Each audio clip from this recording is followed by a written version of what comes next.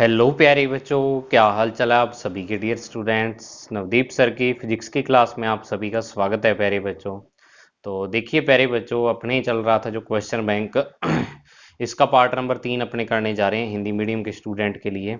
और मुझे उम्मीद है आप लोगों ने सॉल्व कर रखा होगा इस पार्ट को। तो अपने 15-15 क्वेश्चन पहले दो वाले पार्ट में किए थे, आज उससे आगे यानी 31 से लेके और 50 नंबर क्वेश्चन तक अपने इसमें डिस्कस करने जा रहे हैं बच्चों। ठीक है, तो बहुत ही अच्छे तरीके से आपने करना है और जो क्वेश्चन आपने किए हुए हैं उनका मिलान भी करना है साथ में। ठीक है, तो चलिए बच्चों स्टार्ट करते हैं आज की वीडियो एक नई एनर्जी के साथ। तो देखिए बच्चों, आज का पहला क्वेश्चन है इसमें व्हीटस्टोन सेतु में बैटरी व धारामापिक स्थितियां परिवर्तित परस्पर परिवर्तित कर दी जाए तो संतुलन स्थिति, यानी कि आपने जो व्हीटस्टोन ब्रिज पढ़ा है उसमें अपने गैल्वेनोमीटर धारामापी और जो बैटरी उसमें लगी हुई है, ठीक है, वी वोल्टेज वाली बैटरी, तो उन दोनों की स्थितियों को चेंज कर दें तो वो जो संतुलन स्थिति है उस पर क्या फर्क पड़ेगा, ये आपसे पूछा हुआ है। ठीक है, तो अब देखो मैं आपको व्हीटस्टोन ब्रिज यहाँ पे दिखा देता हूँ, बुक से अपने देख लेते हैं। तो इसका आंसर जो होगा वो होगा कि कोई फर्क नहीं पड़ेगा। अब कोई फर्क क्यों नहीं पड़ेगा? क्योंकि देखो यहाँ पर आप गैल्वेनोमीटर लगा दो और यहाँ पर आप बैटरी लगा दो, बैटरी का पॉजिटिव नेगेटिव। ठीक है, और ये वाली की चलो यहाँ पर ये लगी हुई है। तो अब देखो पहले क्या स्थिति थी, सबसे पहले पहले वाली स्थिति देखो कि यहाँ पर ये जो दोनों प्रतिरोध है, इधर वाले दोनों प्रतिरोध, इन दोनों प्रतिरोध का ये वाला सिरा बैटरी के पॉजिटिव से जुड़ा हुआ था। ठीक है, और इन दोनों का ये वाला सिरा यहाँ पर किससे जुड़ा हुआ था? बैटरी के नेगेटिव से। और दूसरे सिरे यहाँ पर गैल्वेनोमीटर के साथ जुड़े हुए थे, ये भी और ये भी। और इसी तरीके से इधर भी ये गैल्वेनोमीटर के साथ ऐसे जुड़े हुए थे। अब बाद की स्थिति की अगर अपने बात करें कि यहाँ पर अगर अपने गैल्वेनोमीटर हो, ठीक है, और यहाँ पर आप बैटरी लगा दो, तो अब देखो क्या होगा बच्चों कि ये वाला जो प्रतिरोध है, अब ये प्रतिरोध का ये वाले सिरे यानी ये प्रतिरोध के दो सिरे यहाँ पर मिलते हैं, वो यहाँ पर बैटरी के इस प्रकार से पॉजिटिव से कनेक्ट है। और नीचे वाले प्रतिरोधों का भी ये सिरे दोनों ये बैटरी के नेगेटिव से कनेक्ट है। और बाकी दोनों सिरे यानी कि जो प्रतिरोधों के ये वाला सिरा है और दूसरा ये वाला सिरा, इन दोनों प्रतिरोधों का ये गैल्वेनोमीटर से, मतलब कि सर्किट वही है, सेम ही, कोई चेंज नहीं हो रहा उसमें। ठीक है, तो इस कारण यहां पर क्या आएगा, आंसर इसका आएगा कि अपरिवर्तित रहेगी, संतुलन स्थिति है वो अपनी नहीं बदलेगी।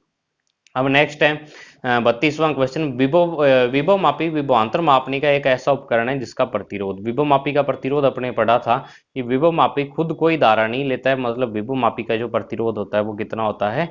अनंत होता है, ये कोई धारा नहीं लेता है और विभवांतर को ये माप लेता है। फिर 33वां क्वेश्चन है कि विभव मापी की तार का प्रतिरोध ताप गुणांक, प्रतिरोध तथा गुणांक नहीं, ताप गुणांक आना चाहिए यहाँ पर, तो आप इसको सही कर लेना, ताप गुणांक। तो वो क्या होना चाहिए? उच्च होना चाहिए, कम होना चाहिए, नगण्य या अनंत?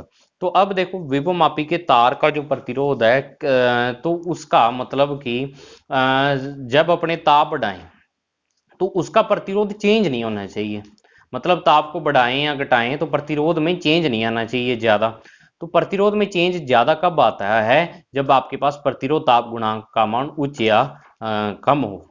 ठीक है, तो अगर मान लो प्रतिरोध ताप गुणांक का मान नगण्य है, ठीक है, नगण्य है, तो उसके प्रतिरोध में कोई चेंज नहीं आएगा। तो इस कारण जो इसका आंसर है वो आ जाएगा नगण्य। विभव मापी के तार का प्रतिरोध ताप गुणांक नगण्य इस कारण होना चाहिए कि ताप में अगर परिवर्तन भी करें फिर भी तार का प्रतिरोध चेंज नहीं होना चाहिए। प्रतिरोध ताप गुणांक अगर मान लो पॉजिटिव है, मतलब ताप बढ़ाने पर उसका प्रतिरोध क्या होता है? बढ़ता है उस पदार्थ का, तो वो नगण्य होना चाहिए, ये आपको याद रखना है। फिर 34वां क्वेश्चन है यहाँ पर न्यूमेरिकल क्वेश्चन आपके पास 34वां। क्या आपको दिया हुआ है इसमें? देखो कि यहाँ पर धारा का मान पूछा हुआ है, भी ये आई धारा का मान क्या होगा? तो आप देखो, आप यहाँ पर संधि नियम लगा लो किरचॉफ का, या तो कि संधि की तरफ आने वाली धाराओं का योग इज इक्वल टू संधि की तरफ जाने वाली धाराओं का योग, या सीधे ही अपने देखो 5 एम्पियर की धारा आ रही है, 2 की आ रही है, 4 की आ रही है और दो धाराएं यहाँ से बाहर निकल रही हैं, तो 5 और 4 9 और 2 11, 11 में से 4 एम्पियर तो इधर चली गई, तो यहाँ कितनी बची? 7 एम्पियर बची। यहाँ पर 7 एम्पियर क्या आ जाएगा? इसका आंसर आपके पास आ जाएगा। ठीक है, फिर क्वेश्चन नंबर 35 आता है। तो देखो बच्चों, इस क्वेश्चन में आपको क्या दिया हुआ है कि 4 प्रतिरोध है आपके पास 35 नंबर क्वेश्चन में, और आपसे पूछा हुआ है कि ये वाला ए बिंदु है और ये वाला जो बी बिंदु है, इन दोनों बिंदुओं के मध्य विभवांतर कितना होगा? ठीक है ना, विभवांतर आपसे पूछा हुआ है। तो अब आप ये देखो कि देखो पहले ए बिंदु ए बिंदु है, इसके सिरों पर जो वोल्टता है वो 10 वोल्ट लगी है, मतलब इस ए बिंदु की जो वोल्टेज है वो 10 वोल्ट है। और इसकी कितनी है? 10 वोल्ट ही इसकी है, क्योंकि इसके दोनों जो यहाँ पर ये सिरे हैं इसके मध्य 10 वोल्ट की बैटरी लगाई है। तो अब ए का विभव है 10 वोल्ट, बी का विभव है 10 वोल्ट, तो दोनों के मध्य विभवांतर कितना होगा? 0 वोल्ट आपके पास आंसर आ जाएगा, मतलब शून्य होगा। ठीक है। फिर क्वेश्चन नंबर आता है 36। तो 36 नंबर क्वेश्चन में आपको क्या दिया हुआ है कि किसी धारावाही कुंडली के केंद्र पर चुंबकीय विद्युत चुंबकीय प्रेरण बी जीरो है, इसके अक्ष पर इसके केंद्र की त्रिज्या के बराबर दूरी पर चुंबकीय प्रेरण मतलब चुंबकीय क्षेत्र बी है, तो बी बटा बी जीरो का मान। तो अब आपको क्या करना है कि आपको पता है कुंडली के जो केंद्र पर होता है बी जीरो का मान है वो यहाँ पर क्या है? म्यू जीरो एन आई, और अपॉन में क्या होता है? 2r होता है। ठीक है। और जो b का मान है यहाँ पर, वो b का मान आपको पता है mu zero n I a sorry r square, और यहाँ पर आपके पास ब्रैकेट में आता है 2r² प्लस एक्स स्क्वेयर की पावर 3/2। ठीक है, r square plus x square की पावर 3/2। अब आपको इस x की जगह क्या करना है? त्रिज्या के बराबर मतलब r पुट करना है इस x की जगह पर, तो ये r² प्लस आर स्क्वेयर बन जाएगा, तो 2r² बनेगा और अंदर 2√2 बन जाएगा। तो जब आप इन दोनों का अनुपात लोगे b बटा बी जीरो का, तो ये वाला अनुपात आपके पास क्या आ जाएगा? यहाँ पर 1/1/2√2, क्योंकि ये अपॉन में है तो ऊपर चला जाएगा और ऊपर वाला नीचे, तो इस कारण जो आंसर आएगा इसका 1/2√2 आपके पास आंसर आ जाएगा। ठीक है ना। इसका सोल्यूशन आप, मैं इसके लिंक भी डाल दूंगा डिस्क्रिप्शन बॉक्स में, वहां से आप इसका सोल्यूशन देख सकते हैं। ठीक है बच्चों, उसके बाद जो क्वेश्चन आता है क्वेश्चन नंबर 37, समान वेग से समरूप चुंबकीय क्षेत्र के लंबवत प्रेक्षित निम्न में से किस कण पर सर्वाधिक बल लगेगा? तो अब आप बल देखो कि F बराबर q v b sine theta होता है। अब आपको लंबवत पहले ही कह दिया, तो साइन थीटा का मान तो पहले ही 1 हो गया। समान वेग है सारे कणों का, v का मान सबके लिए सेम है, v चुंबकीय क्षेत्र भी सेम है, तो मतलब कि जो आपका बल है वो अब q पर निर्भर करेगा कि जिस पर आवेश का मान ज्यादा है वो क्या होगा? उस पर बल का मान ज्यादा होगा। तो अब इस पर आवेश का मान तो है ही नहीं, फिर इस पर 1 है, इस पर 2 है और इस पर 3 है आवेश का मान। ठीक है ना। तो मतलब कि लिथियम 3Li7 पर सबसे ज्यादा बल यहां पर काम करेगा। ठीक है। अब उसके बाद आता है क्वेश्चन नंबर 38। तो क्वेश्चन नंबर 38 में आपके पास क्या है कि यदि जी प्रतिरोध के धारामापी की मुख्य धारा 2% धारा पूर्ण विक्षेप के लिए आवश्यक हो तो पार्श्व या शंट का प्रतिरोध होगा। मतलब कि यहाँ पर गैल्वेनोमीटर लगा है इस प्रकार से। ठीक है। और यहाँ पर जो आपके पास शंट प्रतिरोध है, मतलब एस जिसको आप बोल देते हो, वो लगा है। तो अब आपको कह रखा है कि जो धारा यहाँ से पीछे आ रही है उसमें से अगर 2% धारा इधर चली जाए तो गैल्वेनोमीटर पूरा विक्षेप दे देगा, मतलब सुई बिल्कुल उसकी एक साइड सिरे लग जाएगी। तो मतलब कि जो बची हुई धारा है 98% है वो यहाँ से जाएगी। ठीक है। या मैं ऐसे कह सकता हूं कि जो यहाँ पर मान लो पीछे से आई धारा आ रही है, तो आई धारा का 2% जब निकालोगे तो 0.02 आई आएगा। ठीक है। वो तो इस गैल्वेनोमीटर में से जाएगी, और जो बची हुई 0.98 आई धारा है वो यहाँ पर इस शंट में से जाएगी। और दोनों का विभवांतर समान होगा क्योंकि दोनों समांतर क्रम में लगे हुए हैं। तो आप यहाँ पर लिख सकते हो कि 0.02 आई और इंटू में जी इज इक्वल टू 0.98 आई और इंटू में एस, दोनों का विभवांतर बराबर कर दो, v बराबर आई आर से। तो अब यहाँ पर आपको एस का मान निकालना है, तो आई से दोनों तरफ आई कैंसिल हो गया, और 0.98 को जब आप इसके बटे में ले आओगे तो ये आप लिख सकते हो 2/98 जी। क्या लिखोगे? 2/98 जी। तो जो यहाँ पर 1/49 आ जाएगा, मतलब g/49 इसका क्या आएगा? आंसर आ जाएगा। ठीक है ना। अब क्वेश्चन नंबर आता है 39। तो 39 देखो क्या है कि एक परिनालिका में फेरों में आई धारा प्रवाहित करने पर इसके भीतर उत्पन्न चुंबकीय क्षेत्र बी है। ठीक है ना। तो बी चुंबकीय क्षेत्र है, तो चुंबकीय क्षेत्र का फॉर्मूला लिख लो परिनालिका के लिए, mu zero n upon l into में क्या हो जाएगा? आई हो जाएगा। ठीक है। तो परिनालिका में लंबाई व फेरों की संख्या को 2 गुणा करने पर वही चुंबकीय क्षेत्र प्राप्त करने हेतु प्रवाहित धारा का मान ज्ञात करो। भी आपने अब फेरों की संख्या भी 2 गुणा कर दी और यहाँ पर इसकी लंबाई भी 2 गुणा कर दी। तो अब ये कहता है कि आपको वही बी चुंबकीय क्षेत्र प्राप्त करना है जो ऊपर वाला था, तो आपको यहाँ पर धारा कितनी प्रवाहित करनी पड़ेगी। तो देखो 2 से 2 कैंसिल, तो धारा आपको वही प्रवाहित करनी पड़ेगी। अगर मान लो यहाँ पर कोई बचता, फिर तो आप कहते भी धारा उतने यानी गुणा या उतने अपने को उतने टाइम्स प्रवाहित करनी पड़ेगी, तो धारा यहाँ पर आपको आई ही प्रवाहित करनी पड़ेगी। ठीक है, तो आई इसका बच्चों क्या आ जाएगा, आंसर यहाँ पर आ जाएगा। अब उसके बाद क्वेश्चन नंबर 40 आता है। तो 40 नंबर क्वेश्चन का आप खुद आंसर बताओ क्या होता है कि आदर्श वोल्ट मीटर और आदर्श एमीटर दोनों के प्रतिरोध क्या होने चाहिए। तो आदर्श वोल्ट मीटर मतलब कि वोल्ट मीटर क्या करता है, वोल्टता मापता है, तो वोल्टता मापता है तो खुद धारा उसमें से 0 जानी चाहिए। तो क्या होना चाहिए, क्रमशः अनंत और शून्य होने चाहिए, क्योंकि एमीटर में से तो सारी धारा गुजरनी चाहिए, मतलब एमीटर का प्रतिरोध 0 होना चाहिए। ठीक है ना। फिर उसके बाद आता है 41 नंबर क्वेश्चन की कोई आवेशित कण जो एक समान चाल से गतिशील है उत्पन्न करता है।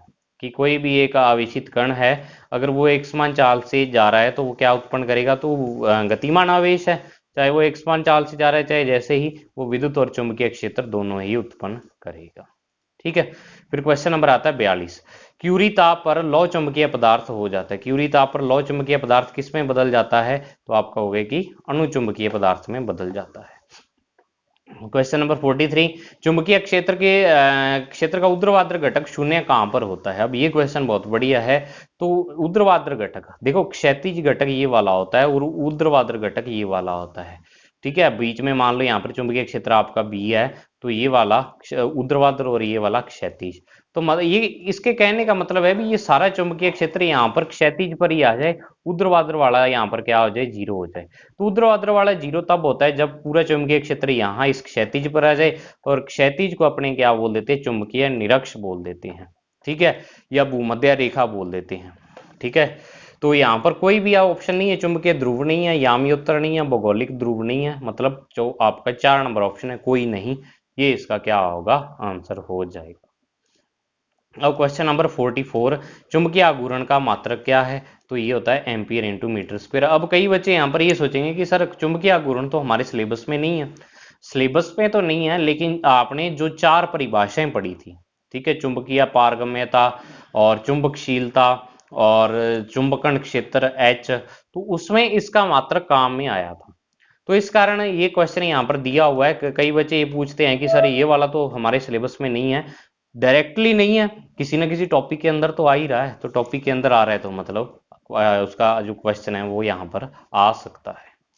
फिर क्वेश्चन नंबर 45, किसी पदार्थ की आपेक्षिक पारगम्यता 1.001 है तो पदार्थ कैसा होगा। तो आपको मैंने बताया था कि A के आसपास अणुचुंबकीय पदार्थ की होती है जो पारगम्यता होती है, तो जो आपका पदार्थ है वो कैसा होगा, आपके पास अणुचुंबकीय पदार्थ यहाँ पर होगा बच्चों। ठीक है ना। फिर उसके बाद मुक्त आकाश की चुंबकीय प्रवृत्ति ये होती है 0, ये आपको याद ही रखना है, मैंने कहा था इसका रट्टा लगा लो।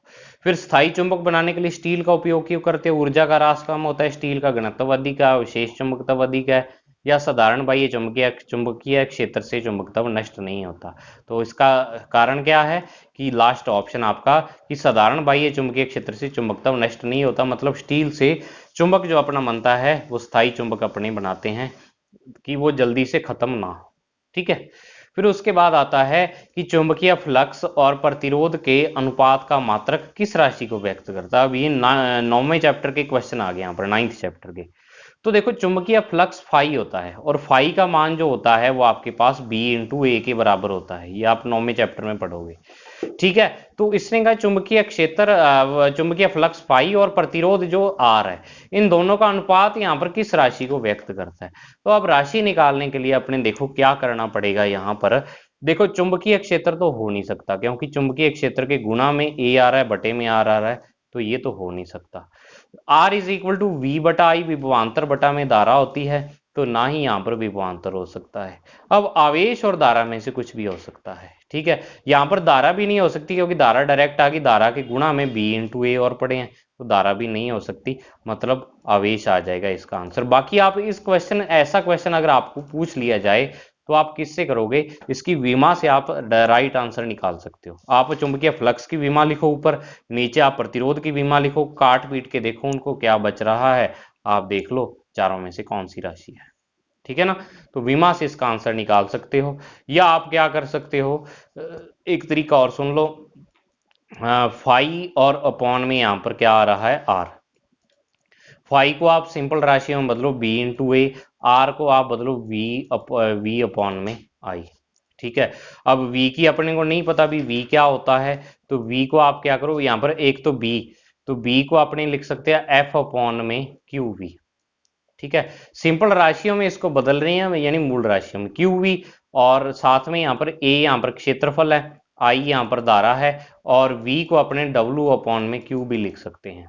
ठीक है, अब आप यहाँ पर सारों की विमाएं लिख सकते हो। अगर आपको डायरेक्टली नहीं याद विमा, तो अब f की आपको पता है, a की आपको पता है, i की पता है, q की पता है, q से q तो कैंसिल ही हो रहा है यहाँ पे, और v की पता है, w की पता है आपको, तो सारों की विमा लिख के फिर आप निकाल सकते हो क्या आएगा जो इसका आंसर है यहाँ पर। तो जो इसका आंसर आपके पास आएगा वो शायद यहाँ पर यही है, आवेश ही आएगा। ठीक है, अब उसके बाद 49 नंबर क्वेश्चन है, जो आपके पास क्या है कि एक तांबे के तार की कुंडली को एक समान चुंबकीय क्षेत्र के समांतर गतिशील करने पर उसमें प्रेरित विद्युत धारा का मान होगा। तो प्रेरित विद्युत वाहक बल, अगर अपने कोई कुंडली है, कुंडली में प्रेरित विद्युत वाहक बल का मान अपने लिखते हैं, तो वो आपके पास होता है एन ए b omega sine omega t या साइन थीटा। तो अब अपने समांतर कर रहे हैं तो ओमेगा टी का मान यहाँ पर जीरो रखना है, तो साइन जीरो का मान क्या होता है जीरो, तो मतलब शून्य होगा यहाँ पर आंसर। ठीक है, वही फॉर्मूला एन ए बी साइन थीटा, तो कुंडली के लिए वही होता है। अब नेक्स्ट है 50वां क्वेश्चन, आज का लास्ट क्वेश्चन है कि लेंज का नियम देता है। लेंज का नियम अपने को क्या बताता है कि प्रेरित धारा का परिमाण बताता है, विद्युत वाहक बल का परिमाण बताता है, दिशा बताता है, प्रेरित दिशा और परिमाण दोनों बताता है। तो फैराडे के जो नियम है वो अपने को प्रेरित विद्युत वाहक बल का मान बताते हैं, और जो लेंज का नियम है वो आपको याद रखना है प्रेरित विद्युत वाहक बल की दिशा बताता है। तो इसका आंसर 3 हो जाएगा। ठीक है ना, 3 नंबर आंसर इसका प्रेरित धारा की दिशा, इसका क्या आ जाएगा बच्चों, आंसर आ जाएगा आपके पास। तो ये थे आपके आज के क्वेश्चन, मुझे उम्मीद है आपको समझ में आ गए होंगे अच्छे तरीके से। अब आगे वाले ये जो क्वेश्चन है वो देखो आपके पास न्यूमेरिकल ज्यादा है। ठीक है, न्यूमेरिकल ज्यादा है, तो न्यूमेरिकल ज्यादा होने के कारण ये वाले जो क्वेश्चन है इसमें आपको नेक्स्ट 15 क्वेश्चन मैं करवाऊंगा, मतलब कि आप 51 से लेके और 65 नंबर क्वेश्चन तक आपको नेक्स्ट वीडियो में करवाऊंगा। तो उतने आपको खुद को पहले ट्राई करनी है, फिर अपने नेक्स्ट वीडियो में डिस्कस करेंगे। तो आज की वीडियो के लिए बच्चों इतना ही, मिलते हैं नेक्स्ट वीडियो में, तब तक के लिए thank you, have a nice day प्यारे बच्चों।